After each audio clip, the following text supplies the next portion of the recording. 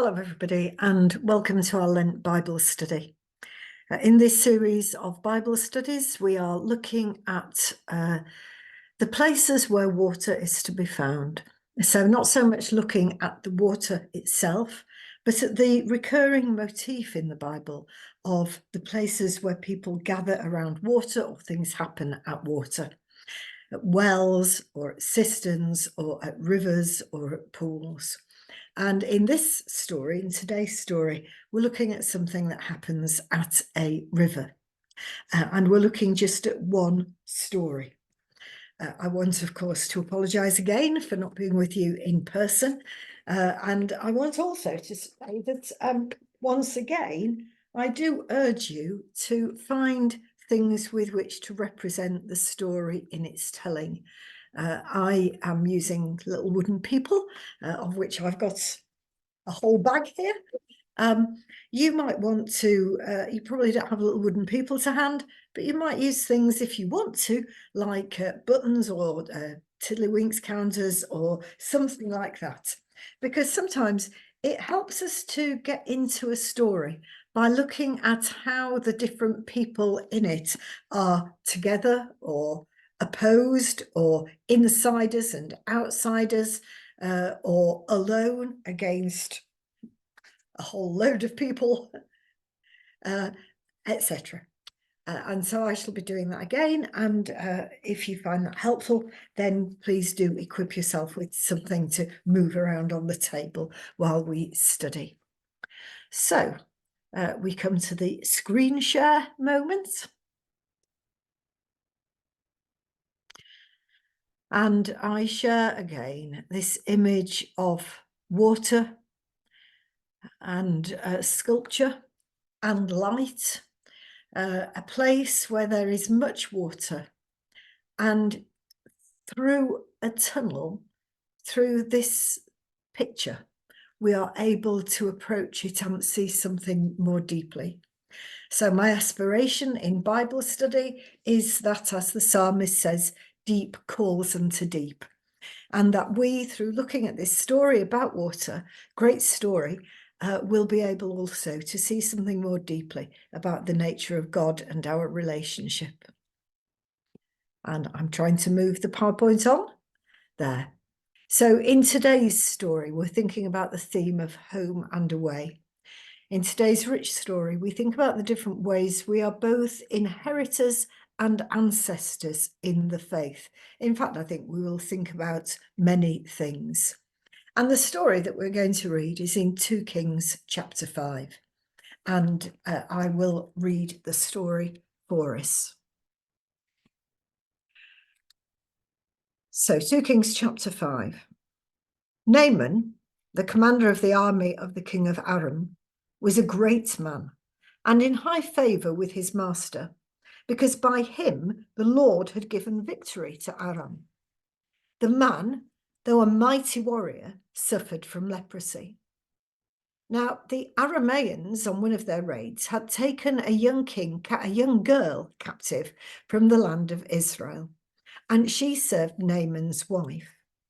She said to her mistress, "If only my lord were with the prophet who is in Samaria, he would cure him of his leprosy." So Naaman went in and told his lord just what the girl from the land of Israel had said. And the king of Aram said, "Go then, and I will send along a letter to the king of Israel." He went, taking with him 10 talents of silver, 6,000 shekels of gold, and 10 sets of garments. He brought the letter to the king of Israel, which read, "When this letter reaches you, know that I have sent to you my servant Naaman, that you may cure him of his leprosy." When the king of Israel read the letter, he tore his clothes and said, "Am I God to give death or life that this man sends word to me to cure a man of his leprosy? Just look and see how he's trying to pick a quarrel with me." But when Elisha, the man of God, heard that the king of Israel had torn his clothes, he sent a message to the king. "Why have you torn your clothes? Let him come to me, so that he may learn that there is a prophet in Israel." So Naaman came with his horses and chariots and halted at the entrance to Elisha's house. Elisha sent a messenger to him saying, "Go, wash in the Jordan 7 times, and your flesh shall be restored, and you shall be clean." But Naaman became angry and went away, saying, "I thought that for me he would surely come out and stand and call on the name of the Lord his God, and would wave his hand over the spot and cure me of the leprosy. Are not Abana and Pharpar, the rivers of Damascus, better than all the waters of Israel? Could I not wash in them and be clean?" He turned and went away in a rage. But his servants approached and said to him, "Father, if the prophet had commanded you to do something difficult, would you not have done it? How much more when all he said to you was, 'Wash and be clean'?" So he went down and immersed himself 7 times in the Jordan, according to the word of the prophet. His flesh was restored like the flesh of a young boy, and he was clean. Then he returned to the man of God, he and all his company. He came and stood before him and said, "Now I know that there is no God in all the earth except in Israel. Please accept a present from your servants." But the man of God said, "As the Lord lives whom I serve, I will accept nothing."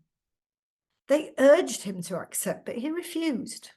Then Naaman said, "If not, please let 2 mule loads of earth be given to your servants. For your servants will no longer offer any burnt offering or sacrifice to any god except the Lord. But may the Lord pardon your servant on one count. When my master goes into the house of Rimmon to worship there, leaning on my arm, and I bow down in the house of Rimmon, when I do bow down in the house of Rimmon, may the Lord pardon your servant on this one account." And Elisha said to him, "Go in peace." When Naaman had gone from him a short distance, Gehazi, the servant of Elisha, the man of God, thought, "My master has let that Aramean Naaman off lightly by not accepting from him what he offered. As the Lord lives, I will run after him and get something out of him." So Gehazi went after Naaman. And when Naaman saw someone running after him, he jumped down from his chariot to meet him and said, "Is everything all right?" He replied, "Yes, but my master has sent me to say, 2 members of a company of prophets have just come to me from the hill country of Ephraim. Please give them a talent of silver and 2 changes of clothes." Naaman said, "Please accept 2 talents. He urged him and tied up 2 talents of silver in 2 bags with 2 changes of clothing and gave them to 2 of his servants, who carried them in front of Gehazi. And when he came to the citadel, he took the bags from him and stored them inside, dismissed the men, and they left. Of course, no good comes of that. Elisha knows, even though he hasn't been told, and Gehazi ends up in a whole heap of trouble. And as it so often says in scripture, this trouble is not just for him, it will be him, it will cling to him and to your descendants forever. Bad things come of it.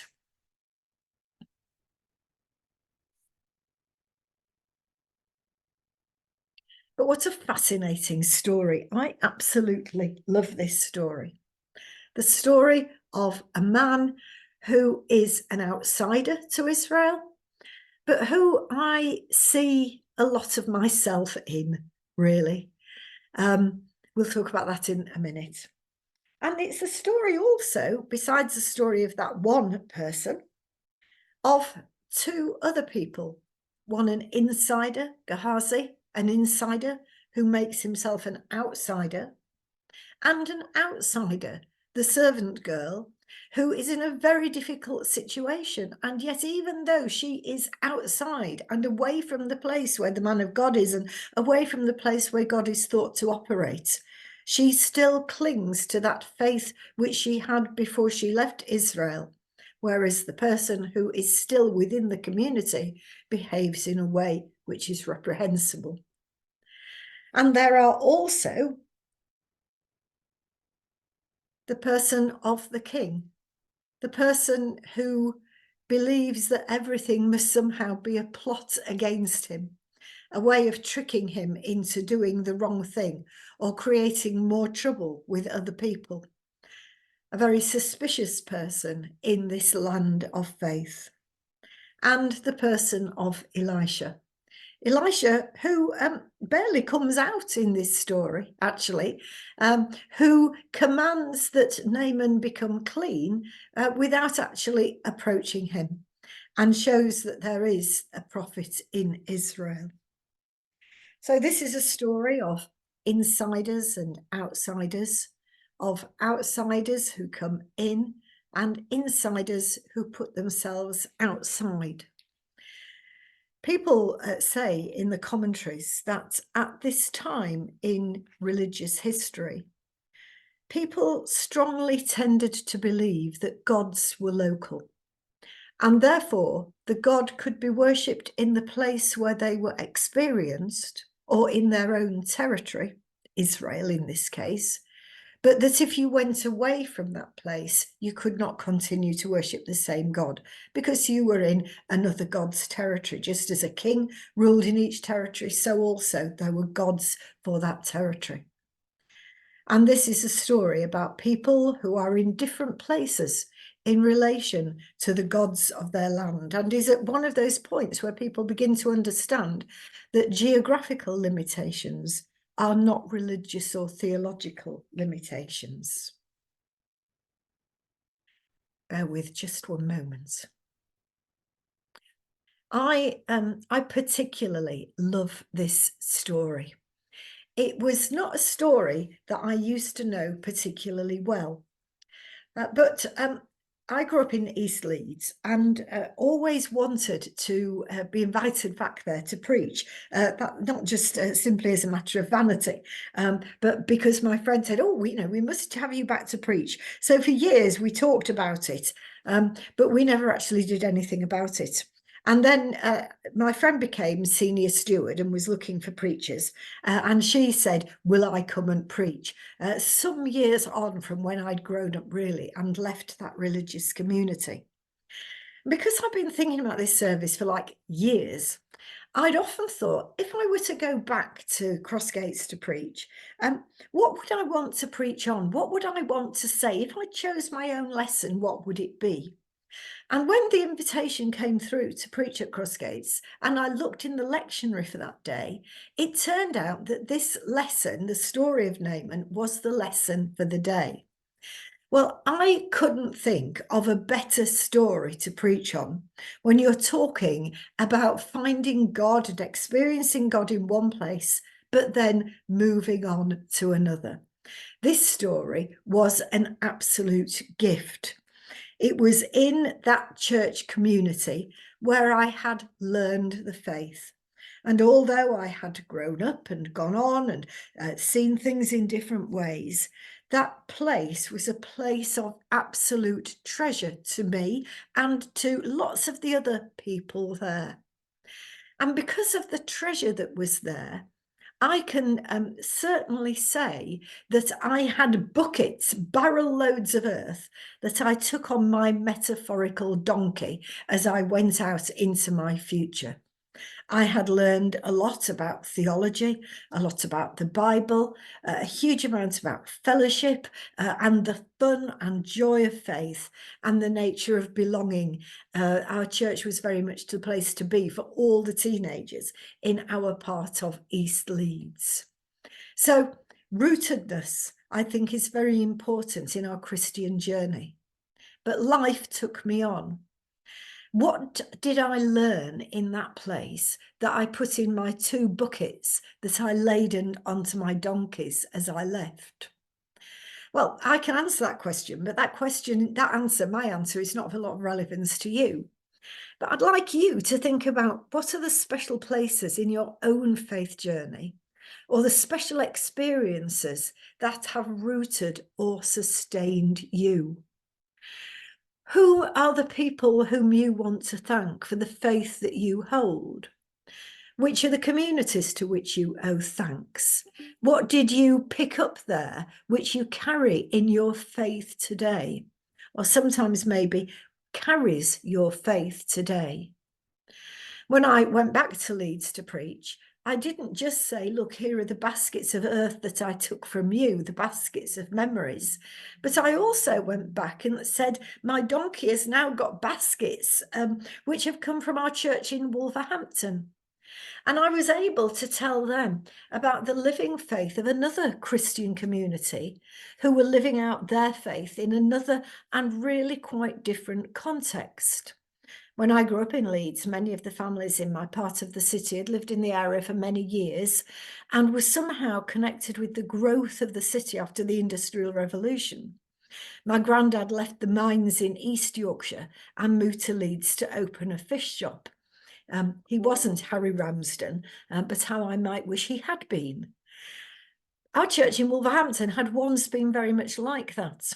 But in the nature of the growth of Wolverhampton, it was joined by lots of people who had left the Caribbean as part of the Windrush generation or later. And then it was joined by Christians who had come from Zimbabwe and from the Punjab in India too. And in that community, the diversity and the great love and fellowship were a great gift to us. So I was able to go back to Leeds and tell them about some of the people in our church community in Wolverhampton. And particularly, I'm sure I told them about Enid Smith, who came over in the first wave of Jamaican immigration. And Enid was the mother of our church. She became the first woman bus driver in Wolverhampton. And sometimes if she was driving her bus along the Dudley Road, she would stop the bus and wind down the window and chat to people from church that she saw on the way. She had a great crisis of conscience about working on a Sunday.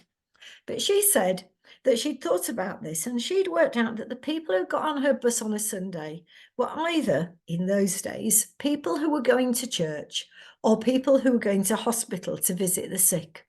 And she felt that she couldn't turn away from them.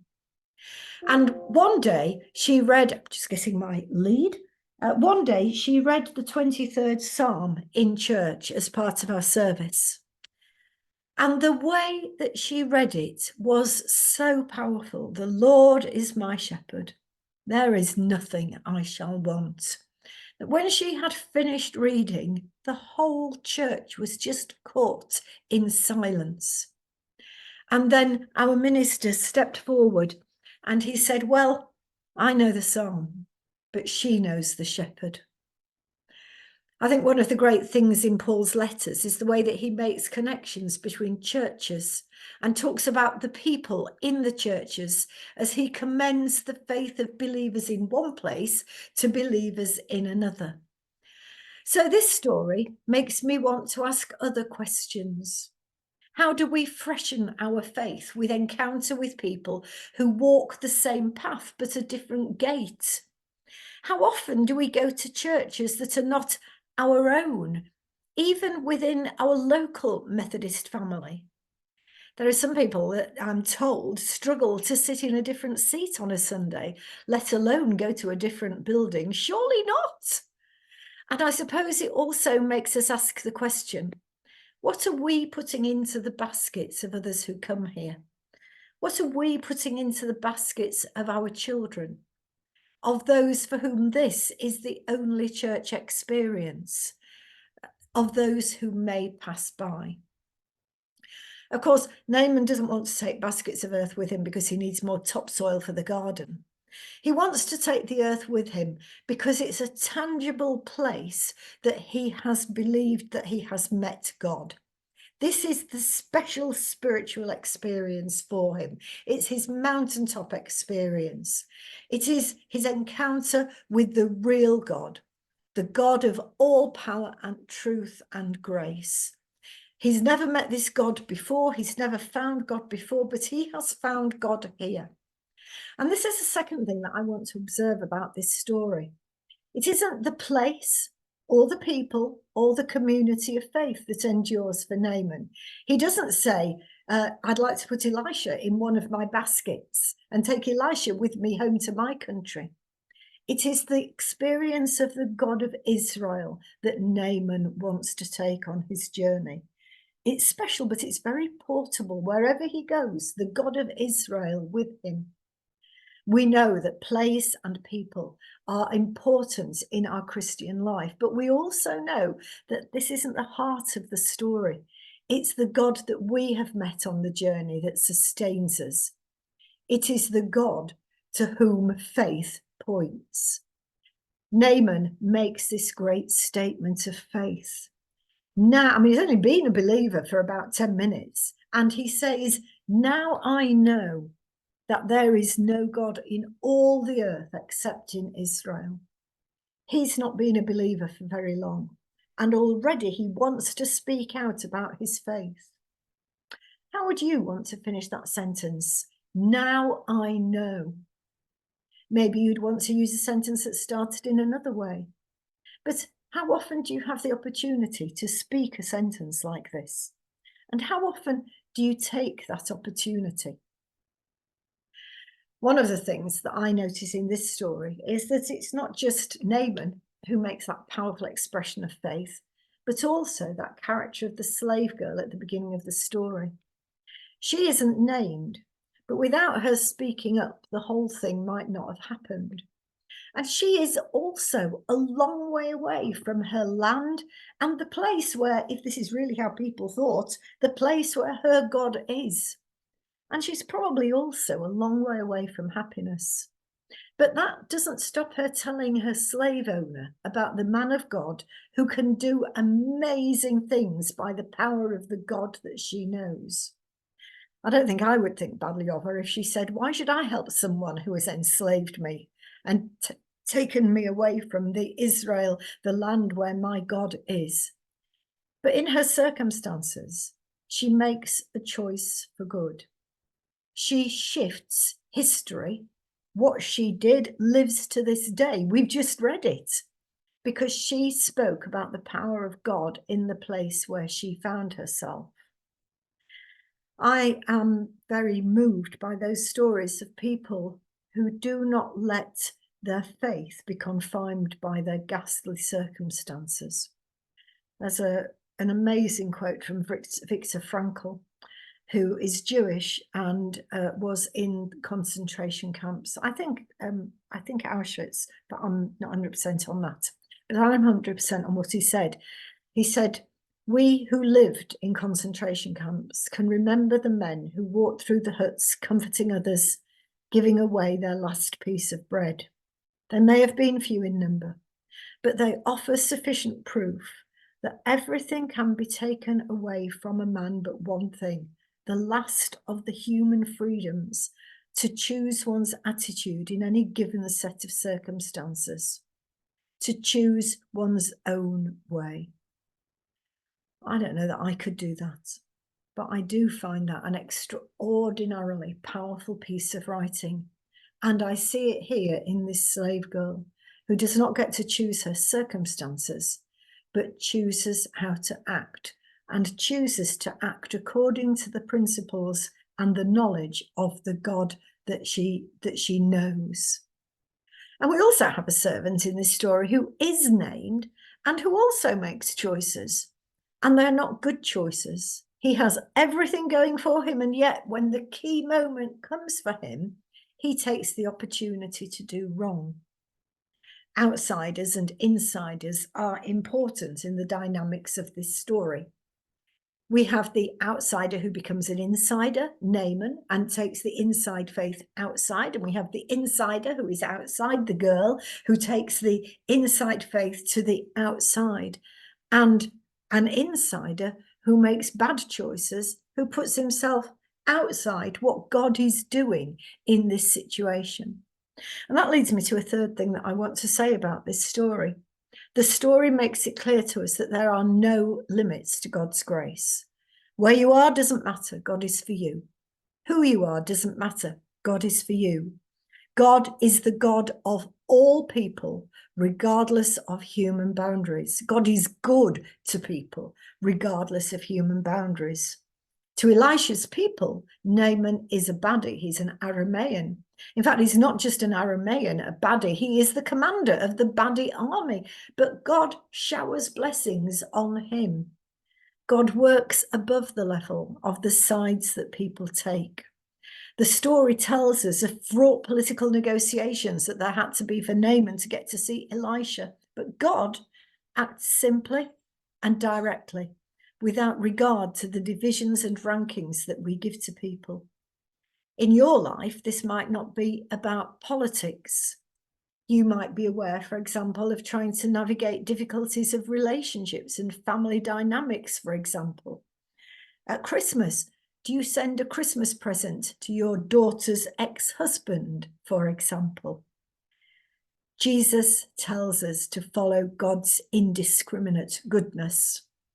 All human life seems to involve conflict, and conflict involves sides and choices and right and wrong. And God's goodness is in that, but it is not limited by that.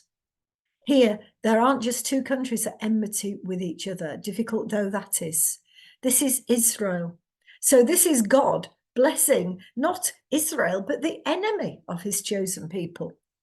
Nothing is really said about this in the story, but if you think about it, it's really quite shocking. And that's actually the theme that Jesus picks up when he refers to this story in the Gospels, that God heals a Gentile, an outsider, when he could as well have healed a Jew, that God is no respecter of persons. We see the same thing in the early church. Peter first, and then the disciples in Jerusalem have to reevaluate their prejudices about who is in and out with God. And it's a good job they do, because if they hadn't done that, we would probably not be here today. Imposing on God our own ideas of how God should operate is a fourth thing I'd like to draw out of this passage. There's a saying, isn't there? If it isn't hurting, it isn't working. Exercise and diets, if it's not hurting, it isn't working. Or that something must be better because it cost us more. And that's Naaman's instinct when it comes to religion. If it's not hard, it's not really of God. His attitude of brushing God off because God doesn't give him a metaphorical mountain to climb nearly costs him his healing. Of course, faith can take us to hard places. We only need to look at the story of Lent and of the example of Jesus for that. Although, to be honest, there are plenty of churches who focus on the cross as that was where the story ended, and it ain't. Or we can look at all the stories of the saints and martyrs. But the church has sometimes bought into this perspective too. And speaking personally for a minute, I think I also rather buy into the Naaman attitude. What does the outside world see of us? Hard pews, weak orange squash, drafty buildings. I belong to a Facebook group which somebody was actually saying, if people don't go to church, if people don't go to church because they don't want to sit on hard chairs for an hour, then they don't really understand what church is about.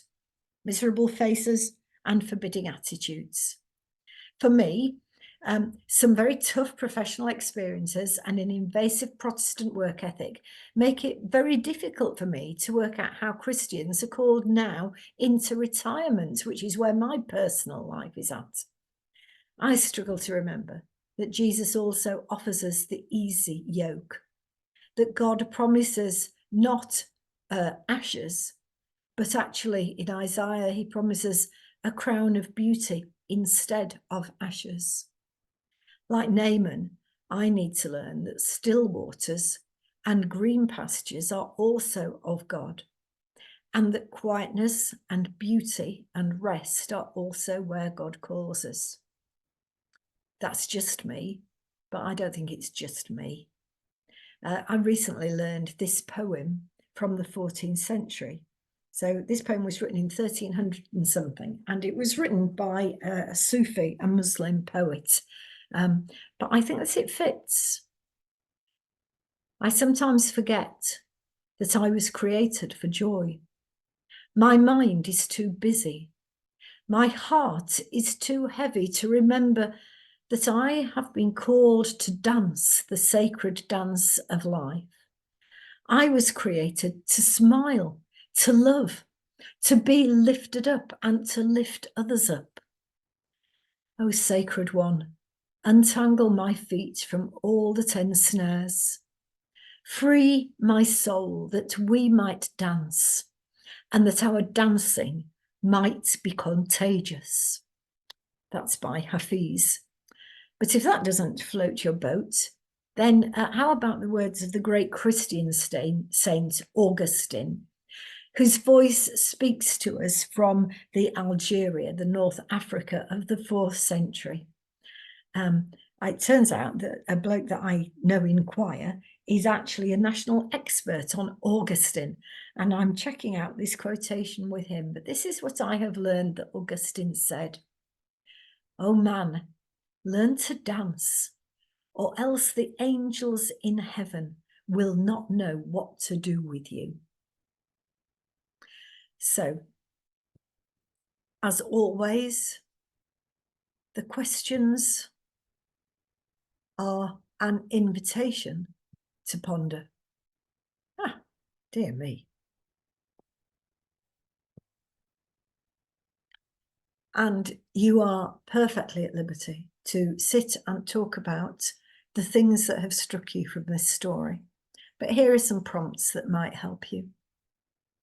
Which is the community, and who are the folk who first filled your barrels? Whom do you want to thank? What are the most important things you think that your church needs to do to be ancestors? Now, I've copied this question from somewhere else that I was using it. But I think what I mean there is, what about Englesea Brook? What about the primitive Methodist tradition? What about your church, the place where you are week in, week out? How do you finish the sentence, "Now I know that"? What is your statement of faith? And if it doesn't begin like that, how would you like to begin it? But Naaman begins, "Now I know that." Somebody said, if your life was the only Bible that people read, people don't go to church, they don't know about God. If you are the only Bible they see, what would they learn of God? If your life were the only Bible that people read, how does that sentence strike you? How easy or difficult do you find it to accept and to share God's indiscriminate goodness? And are you a crown of beauty person, or are you more comfortable with the ashes?